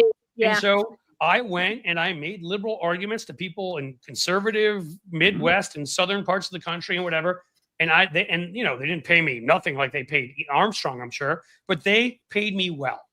And that should tell you everything you need to know. Right. That the only place that ever paid me to be on television was the presidential election of 2004, Kerry versus Bush. And Wow. and so, when we moved out to Cincinnati, by the time we came out this way, whatever it was, 2009, 10, whenever. Yeah. Long time ago. Well, a long time ago, no, but by then, because when you guys used to see me on all those shows, was about 2003 through 2010. By then, I just given up. I didn't care that Zoom didn't exist. They weren't going to pay the money. They did every once in a while when I'd write a viral column for the Guardian, or then after that I had a syndicated one for a bit, and then the Daily Beast. If it was important enough and it went big enough, they'd pay whatever they had to pay to get the PBS studio here to have me on, the satellite to have me on from Cincinnati. It probably happened from about 2010 through today a half dozen times. I've been on probably MSNBC maybe 4 times, CNN maybe once, Fox once. I mean, I wouldn't even bother with Fox for the most part anymore anyhow. But point being, that was it. I came to the conclusion, like, it doesn't matter how much talent I have. It doesn't matter if I've got a following. It doesn't matter. They're never going to have me on as a regular. So that's right. If my wife and I want to raise our kids near family and in a smaller city and, and all of that stuff, now is the time. And back then, I will admit, if I had been looking at an Ohio losing by 13 points, I don't know that I would have moved here. I was looking at a Obama who had just won in Ohio. Right. Sherrod Brown, who had just won in Ohio. It was a different state. I'm like, okay, I'm going to a swing state. Maybe I can play a role, bring some experience, help. Yeah. Because the other role I got that paid me was an local ABC station here. Or no, I'm sorry, in Columbus, that would pay me to go on after after Stephanopoulos and do a debate for the Columbus audience. It was a local station though, so it was nothing like the other, it paid me almost nothing. But my point is simply, that's what happened. And so many friends of mine, as I point out here so often, that's why you guys are treasures for sticking in it. I mean, I've got friends who are corporate media people and have had amazing careers. It's not the career they wanted. Right. They wanted to be left communicators on the left. Right. If you weren't willing to risk it, if you weren't an entrepreneurial sort like me, or if you didn't come from at least a middle-class family so that you had college, I didn't have a silver spoon in my mouth, but I also did not, trust me, how much I appreciate what I had. I knew that if I got in trouble, my parents would always have health care for me. There'd always be a roof over my head at my parents' place in New York. I knew that, they paid for my college. Yeah. So I look at that as I came out ahead because of all of that. And so I could take a few risks in a way they couldn't. Some friends of mine who just were in debt could not. Yeah. And, that's what ended up happening. And so I see some of these friends and I'm like, we lost a generation of talent because corporate media wouldn't hire them and lefty billionaires wouldn't invest in them. Yeah. And so they're gone. Bingo. Exactly right. That's it. Exactly right. That's it. And I'm just thinking of all the people that all the people that do what we do. Just if we had a liberal media that would just take care of the administrative side of things, just take care of what Jim. Not that I love Jim. Jim, I don't even know your face, but you're obviously a hell of a guy. But all of those things that we don't want to do because I'm not a sound editor. I'm not. Like me screwing up the lights and the microphone every other week. I mean, I had a guy come here and help fix the lights. Everybody last week was like, it's awesome.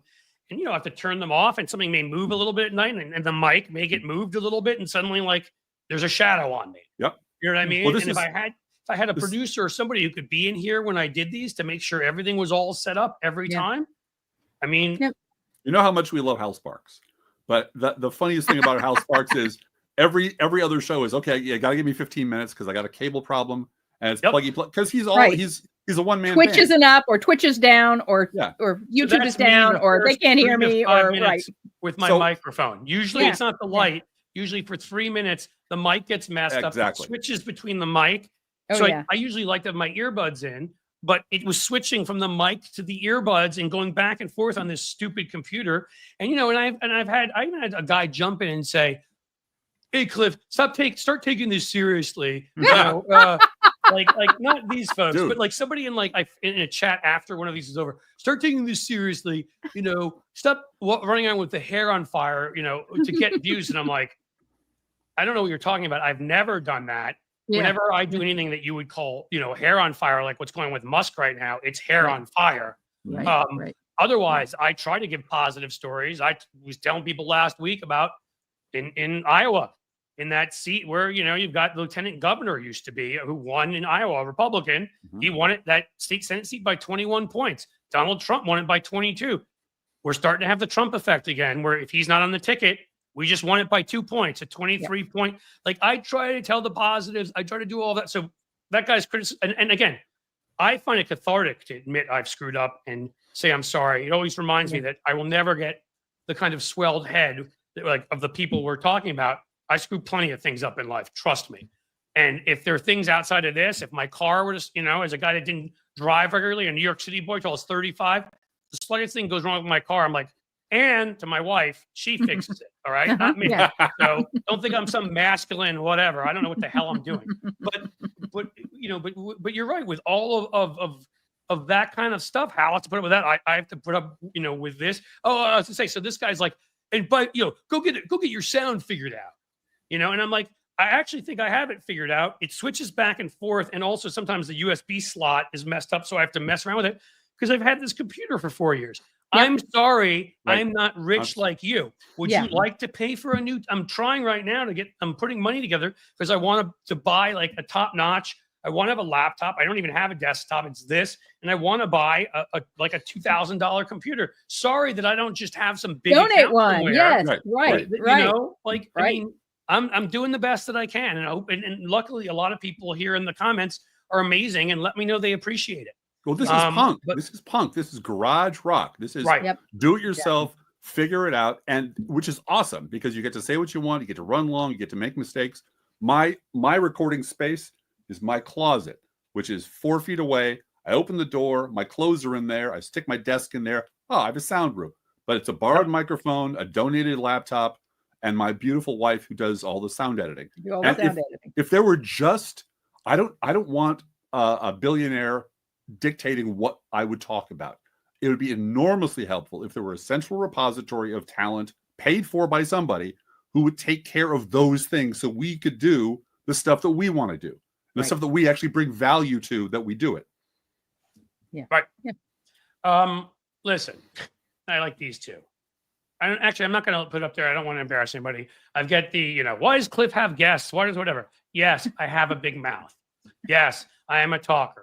Yes, I work hard and not try. Here, you'll see me apologize. Actually, I do that. I am sorry. I don't try to interrupt people. It is a bad habit. I work on it. I try not to do it. And yet, I will never be somebody who's an interview. Like I'm not an interviewer in that I ask a question and then other people answer. It is a two-way conversation. Is the way I want to do it. That doesn't take away from I interrupt too much. I work on it. It is a struggle. And that's on me. Guess what? I just admitted a fault. Anytime Joe Scarborough wants to do that, he can join me. But now you guys go ahead. I've been talking too much. I just think you understand that neither one of us have any problem interrupting you, Cliff, to ask you a question or bring something up. So I'm not. I don't feel talked over at all. Cliff, what do you really think about X? I mean, come on. Open up to us. Elon Musk, tell us what you really think. Don't sugarcoat it. I just want to say we relate totally to what you were saying about moving to Cincinnati, because Driftglass lived in downtown Chicago. He lived right by the lake when we met. And I was raising 3 kids as a single mom in South Central Illinois, miles from a cornfield. And the conversation was just immediately decided because the children we could afford to raise 3 kids in Springfield rather than Chicago. It wasn't a question. Well, I'm one of the victims of the Great Recession. Yeah. And I got laid off in the teeth of the Great Recession. I haven't had a full-time job since. Right. So since 2008. I've had a lot of part-time gigs.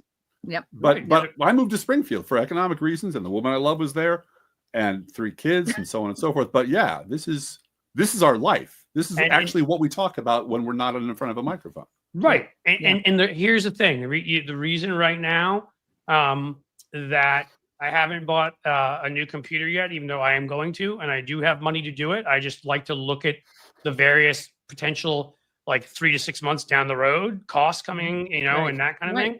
Sure. I have an older son who is going to college in 7 months. Right. And I am determined that, like me, like the benefit that my parents gave me, my children will not have debt.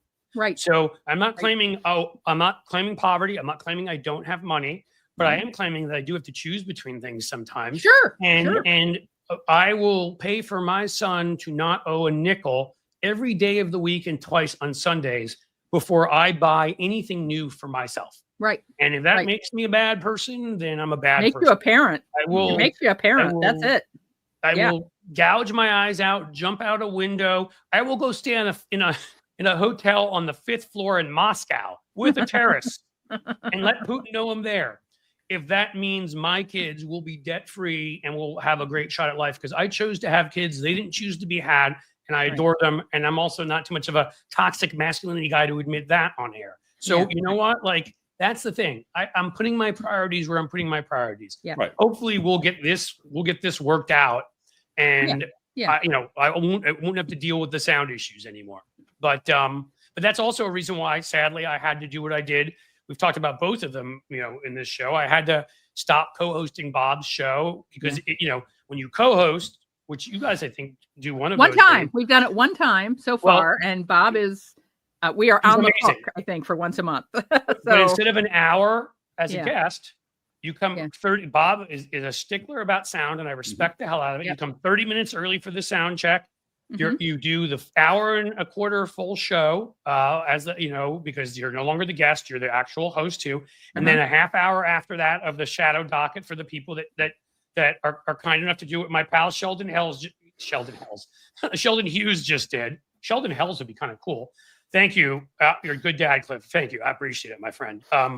And give me a super chat, which remember, you all can do. That makes buying the computer easier if you're having trouble with the sound. And so it was a 2-hour and a half commitment on Tuesday. So it was half my day. And then going on for a full hour with Hal every Monday. I can't do, we're going to try every other Monday for an hour, just because I got to a point where with my 2-hour, these things, Substack, wanting to do shorter videos that I get out to people, editing. That's editing. That's hours of editing. No time. No time to, Friday was my only day not on air. Yeah. And, and so now, and Tuesday I started at 10:30 and maybe had a half hour then between today, right now, I had a half hour to 45 minutes between that and this. And now I'm on here for 2 hours. And so by the time I'm done, it's been 4.5 to 5 hours of broadcast. Yeah. And I'm spent. I just can't, so I don't end up getting the day-to-day stuff done. So I just had to, so that's another reason why have I not gotten another computer, because my kid, we're traveling for his soccer games on weekends and we're doing stuff and whatever.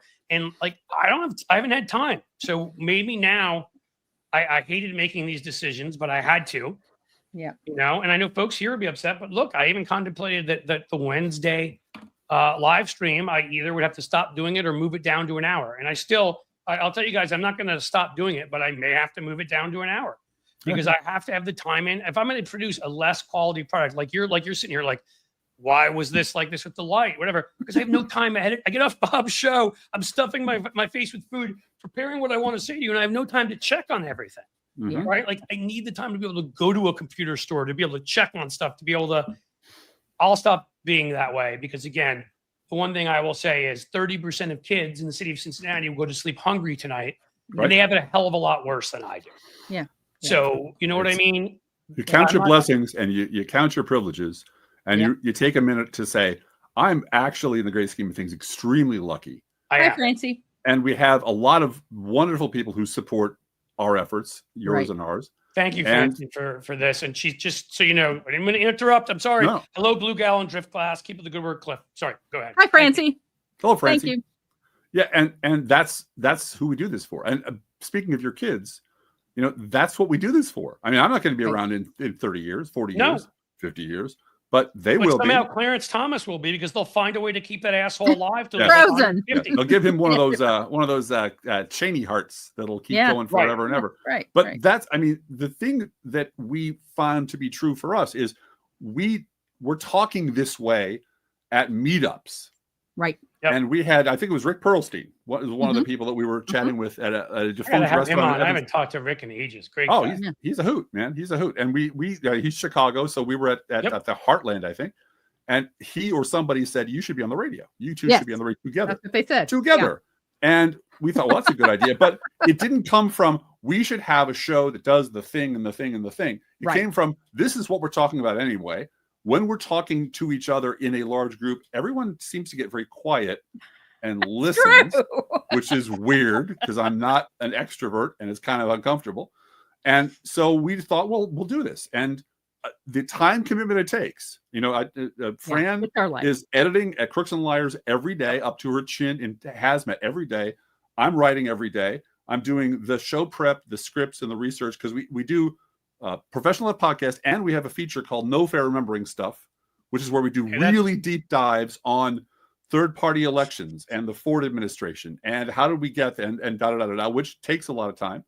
And then we do a science fiction university for ourselves, which is a sort of a writer's look at science fiction plots and how they have been over the Can years. I and- join you for that sometime? Oh, hell yeah. You probably yeah. already heard me allude to Star Star Trek? Trek. I got lucky. One of the luckiest, coolest things ever happened to me in my life, which you may know the story about, where I got to know through gun work and whatever. I got to know Mark Hamill, where we invited my family over. These are my kids, like 10, when they were filming The Last Jedi, and we got to take them to the Jesus. studio over in London to meet him and get and like Danny Harrison, George Harrison's son, was there. And my kids were in awe. I'm like, hey guys, the only pop culture thing that may be bigger than Star Wars is what that guy's dad was a part of. Yeah. It was just amazing and crazy experience. So my point to you is just, I'm into all of this.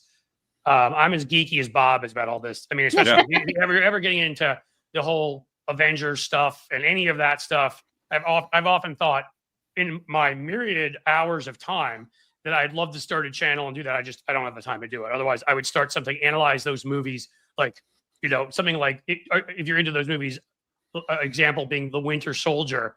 If you ever saw Captain America: The Winter Soldier, how much that was right out of 3 Days of the Condor. Yeah. Oh, yeah. 100%. Sure. My favorite movie. To the point of My favorite movie ever. Yeah, me too. It's one of my, it's my favorite of that stuff. Yep.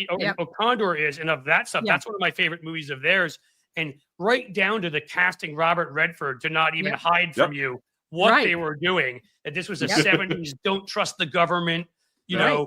spy Absolutely. around every corner movie. I loved it. And the story I love to tell people is, apparently when I was 2 or 3 years old, growing up in the neighborhood of Peter Cooper Village in New York City, middle class housing for veterans right after World War II, you rent controlled. We used to do that stuff back in the old days. Yeah. Robert Redford was just walking around our neighborhood because they filmed a scene in one of the buildings when Max von Sydow has him in his sights and wants to shoot him. Oh, between the fence and the fence? Yes, through the Yeah. fence. Oh, That was man. Peter Cooper Village. That's where I grew up. And, Oh, wow. and Redford was wandering around. My parents met him. I was like 2, so I did not. But because I think it was filmed in like 74, 75, whatever it was. Something like that. So, yeah. Point being, when you could take sci-fi and then trace it back to real world political stuff, like, because they're basing it on 3 Days of the Condor, which is based on the church committee hearings and the stuff Right. that was Right. going on at that time. Right. Post Watergate. Like, Right. so Right. I could geek out like crazy if you ever wanted to have me on one of those. If you only do it yourselves, that's okay. I don't want to bust in on a party, but No. Yeah. We usually shoot for a theme and look for 3 or 4 short stories. We've done The Incredible Mr. Limpet, for goodness sakes. I mean, Yes, that's, we you know, have. yeah. We did the that. We did Don, not Incredible- science fiction. It was Killer Fish. It was the Day of the Dolphin, Mhm. and which is science fiction, and The Yep. Incredible Mr. Limpet, which is science fiction. And but we're both writers, and we both have a writing background, and we break down plot, character, and why things work and why they don't. So, like, if you're very impressed, for example, not you personally, with Idiocracy, which is a very good movie, I would Yes. recommend from the 1950s a short story called The Marching Morons, which is I think I read Idiocracy. that. Yeah, I yeah. think I read that. But it's that kind of depth of knowledge that I have because I have no childhood and I spent it all reading garbage science fiction that I can pull like stuff like that together with modern themes, and then my wife and I can talk about it. And we love having group conversations about it. Of course, they'll run about 9 hours because I was going to say, you guys are Well, going to again- have the dorm room floor. You and Seska and all 3 of you are just going to have a 9-hour dorm room conversation. I really think that some of the sets of whatever is again there. I've got something big going on right now with what I'm working on on my letter at Substack. And It's taking a lot of work, and I think that hopefully that will be solved. And I also have there's my mom has gotten a little more sick, and that's been tough, and some other stuff. I think we all suffered from the emotional impact of Trump, and I don't know that that will get any better. But point being, so right now, I'm trying to lessen the load, let's say, when I'm hoping a couple months down the road, and something like that about science fiction would be cathartic. It would You be know what I fun mean? in the Like- summertime to do something like Yeah, that. it really Have a would. party. It really would. By then, Just have hopefully I'll a whole lot of sci-fi stuff. party. Yeah. Yep. Yeah. Something light like 1984 or Brave New World or Yeah, right. Let's Fahrenheit make sure to pick the 451. kind of stuff that has nothing to do with today. Yeah. Fahrenheit 451. Everything Ray nothing. Bradbury wrote, or yeah. Yes. You guys are awesome. I have one more rant that I probably should do here on Trump and bring it. the weak man he is on tariffs, so I can turn into a shorter video before I have to run out to the gym, because today I have to do that at 4:30. So then I get home at 5:30. Then there's the diabetic cat who I have to take care of, who I love. And Oh, adore. we got one of those too. Oh, Yeah. yes. Bosco is our diabetic cat. Okay, Yeah. I want to talk to you offline because there are questions I'd love to ask and how you're doing certain things. Please. Seriously, and how we are, because, but we also, because we're crazy cat people and love them, we have 3 other cats too, because we had intended to have 3 of them, which already was crazy, and then they found a little guy on the street. He's actually in the thumbnail for this today. If you see a blonde cat is like lying upside down with his hand over his head, that was my joke about Trump's tariffs, that even the cat was like cringing at Donald Trump. Well, we have 3 cats so far. You get it too. So I go Oh, yeah. home and take care of them, and then there's helping kids with homework, and I mean, Right. it's a busy day, but I'm not complaining. What I'm hoping is some of a few of the big things that are not going to take forever will be cleared off the docket, and I have a little bit more time in the coming months, so that I could come join you and do something like that. It would be a labor of love to just come That'd and be talk great. science fiction. I'm glad we got a chance to do this today. Yeah. I will. The live stream will be here. I'll share it. I'll tag you guys, let you know. Thank you. So hopefully you can too. And if you could share it in your blog, that would be awesome. We'll put it up and at then our Patreon too. Mhm. Yeah. Perfect. And then we'll wait about 2 weeks or so, because we always go for a second round, and I will edit this out of the overall live stream. So it will just be the interview portion for you, and we'll put that up as a video. Thank you. Thank you. Thank you. That'd be great. So By the Yeah. way, because we're all too busy to be believed, my wife decided she would add one more podcast to her roster. So just FYI, my wife Fran now has a knitting podcast, which she does every Wednesday. Because wow. yeah, I don't understand knit people like socks us. for fun. I don't understand people like us. I really don't. It's like, oh, we're 100% committed in every direction all Everything the time. going Don't on, and that's like, oh no, I'm going to do a knitting podcast on Wednesdays. Really? Anyway, FYI. Well, and I'm sorry if I'm embarrassing you, but you know what? You say something like this, you reap what you sow. Oh, you reap what Yes. you knit. Ha, ha, ha, ha. Yes, you're right. That's Mhm. why there are people there, we're getting I don't know, we got 8,000 in this thing the other day. That's why these friends of mine are here to talk with me. And that's why we keep it, because clearly all I do is talk about myself the whole time, and it's Mhm. just me and never anybody else. You No. got Thanks, the link Bill. to our podcast right, though. I really, So, really, really hope you come back, Bill. I Sure. really do. And I bet where you are and you say things like that, you're very popular. I'm guessing your mom's basement in your underwear. It's Yeah. been nice talking to you. Yeah, in any case, sorry, trolls are trolls. I don't care. Listen, you guys were awesome. Thank you. good to be here. Thank you for having Yeah, us. this is great. We really enjoyed it. Would love to have you on again soon. We'll figure it out. I know you've got Great. Seska's thing you do. Mhm. Right. And if you ever want me on the pod, I'd love to join you. We will talk about Science Fiction University and having a big summer bash with Drip Glass and all the guys on the dorm room floor talking about That would be just Winter Soldier, I think is a good topic. a Oh, great, love it. relaxing, good time just to kick back and not talk about fucking Trump for like 5 minutes. That'd be great. Isn't that the That's best? the goal. Mhm. That's the goal. Well, you guys have been great. Sorry that I was just talking about me the whole time. You're good. I know, I'm having fun. Mhm. And I'm gonna now that you go, I'm gonna talk about myself some more. So this is gonna be awesome. I hope our friend sticks around. All right. You guys Bye. take See you care, later. and I'll talk to you soon. Bye-bye. Bye. All right, bye. All right, talking more about me. Excellent. I've had a couple of fun people in here today. Really appreciate it. Those guys are awesome. Sorry, I'm just going to say it. I know I interrupt too much, and I always apologize for that. I work on it, but it will never be I ask a question and then people go on for a while. If I've got context to add, if I've got a story to add, other stuff, it's always going to be a two-way conversation. So I hope you like that. I'll ask you guys kindly. We're not doing our Jerry Maguire yet, but please, we've gotten a few things, but not that much. If we can get even a few Patreon subscribers to get a super chat or a super sticker, 99, 199, anything helps. That helps me get the new computer, and then we stop having the problems that are the problems. But I want to talk quickly about America and Donald Trump and toxic masculinity. We're going to make this one a very quick rant. Donald Trump yesterday showed what an utter pathetic art of the deal, more like art of the heel. What a loser he is. Now, he doesn't know how to negotiate. He doesn't know how to threaten people. He really doesn't know how to do much of anything. He doesn't know how to sit around with his large Jabba-esque body and taking as much KFC crispy thigh grease as possible and watch Fox and Friends in a loop. He's pretty good at that. He's pretty good at complaining, whining, crying like a baby, talking like a baby, being stupid, getting into all sorts of fights with people. And yes, threatening people with tariffs. He thinks that makes him a man. It makes him a man to threaten people, to tell people he's going to harm them in some way. Makes Donald Trump feel alive. He's alive when he does that. They're paying attention to me. They're looking at me. Oh my God, me, the little narcissist, that little loser that got kicked out of school and had to go to military school. And my dad told me he never loved me. And I was just spare parts and to my brother. And nobody in business has ever liked me. And I don't really, okay. Donald Trump he needs people to pay attention to him. He needs people to even if they're fighting with him. And then he gets angry at them and attacks them. But he will take any attention. So I'm angry. Oh, my daughter's attracted to Justin Trudeau because he's hotter than I am.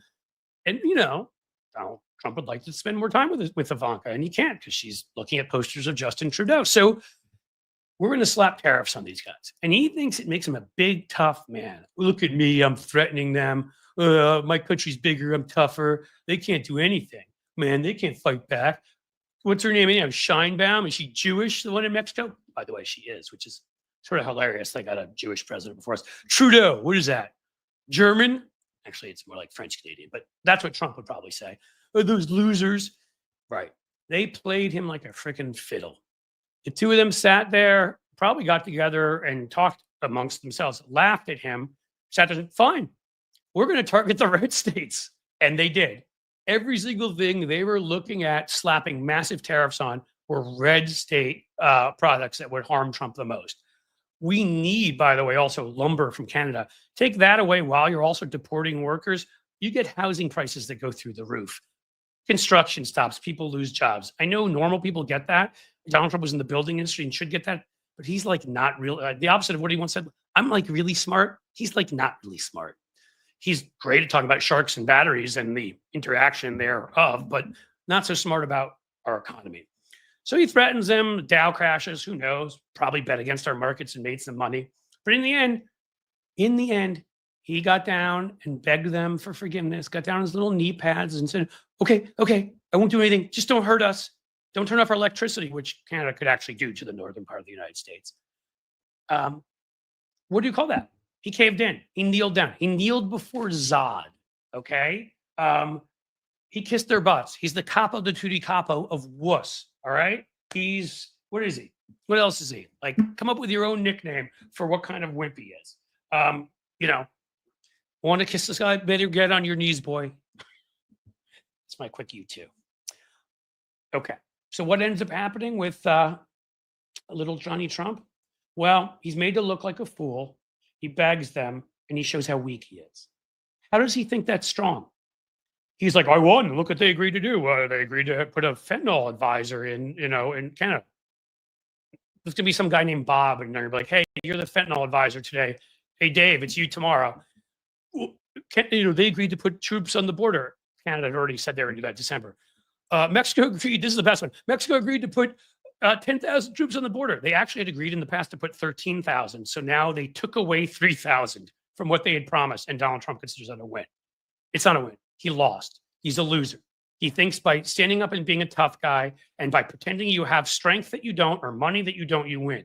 What it ends up doing is bankrupting you 6 times, making you get impeached 2 times, making you become a felon, making your wives leave you. Everyone hates you. And in the end, destroy your Republican, your own party, and just a bunch of creeps that turn every once in a while when you're on the ballot. Weird incels help you win. But you destroy everything else. And the epitome of all of it is you're weak. You're a wuss. You're a wimp. You're a word I would use, but I'm not going to use that word here. You're flaccid, okay? You're corpulent. You're squishy. You're sad.